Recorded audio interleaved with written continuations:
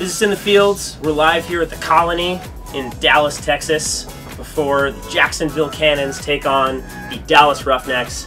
We've got Brandon Muffin Malacek and Cole Sullivan here. Now you put those two names together in the same sentence and sparks start to fly, but here it's In the Fields. We've all been about building bridges, not burning them down, so we figured we'd get a couple torches together and see if we can get something other than an inferno going. You know, Pat, Billy Joel once said, sooner or later, it comes down to fate. Might as well be the one. And the first team to ever hand a loss to the Dallas Roughnecks was the Jacksonville Cannons.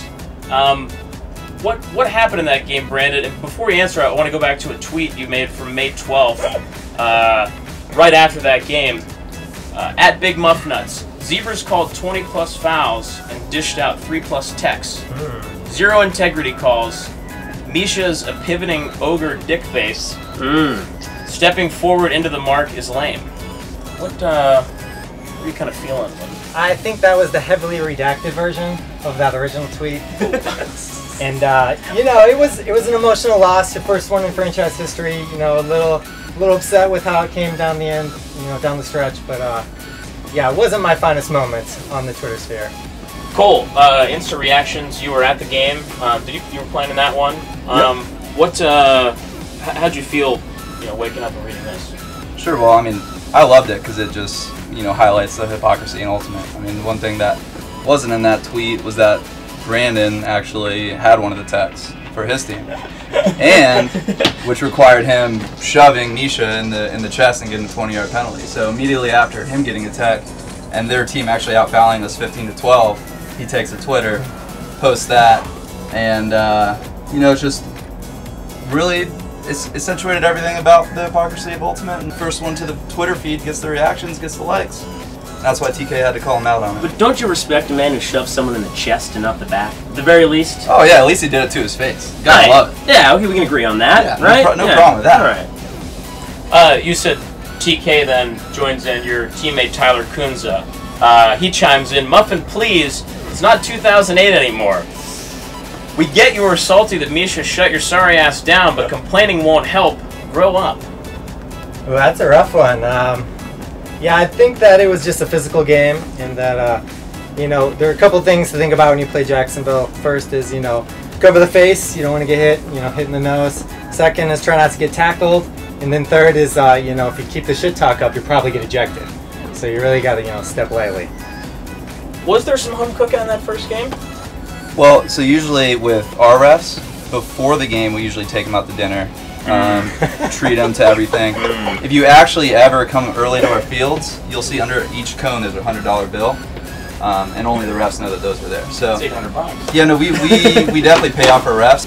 Cole, do people have it out for Florida? You see on Reddit constantly, on Twitter, people love to pile on. They love to shout down defense of plays that happen, I think, across the country, but seem to happen or at least get underscored in games that happen in Florida with Florida teams. Yeah, it's just really easy. Obviously, the hatred exists. It's rooted in the Ultimate community for 10, 15 years based on kind of the values that, you know, we see a progression of the sport going a different way than the 60s and 70s and kind of the way the sport is now. It's really easy to all of a sudden out every game cherry pick a play, get a good reaction, get some likes, get some reactions from the people, and you know.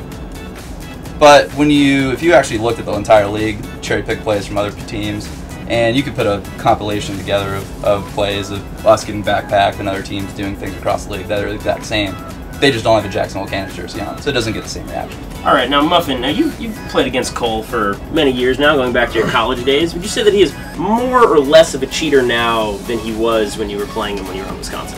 I think everyone has kind of evolved as they've gone older. In college, we were all pretty young and pretty hot-headed, and so a lot of things, you know, especially with the team cultures, just kind of bubbled to the top. But once you're, you know, out of college and more in the club scene, I think you can kind of, you know, let that stuff kind of lie. Going back to my first year of college, I actually have to thank Muffin for one thing, and so this kind of sucked. But Muffin did give me my nickname that I've carried for 11 years in the Ultimate community. He called me a troll and made an awesome Harry Potter troll video of me, 2006. Oh yeah, that was a good one. That was a good one. For 11 years, I've been called the troll in Ultimate, and it's actually stuck. It's stuck for 11 years. So I actually have to give you a little bit of credit on that one. That was pretty good. Then I had to retaliate with, you know, if Brandon was in a house in the Harry Potter world, he wouldn't be in Muffinpuff, he'd be in Muffinpuff. Damn it. Wow. I read online a few years ago that your coach, Tuba, proposed to his wife in a flash mob style proposal. That's facts. Is it difficult to follow a guy into a battle that would make a decision like that? You know, I didn't know that.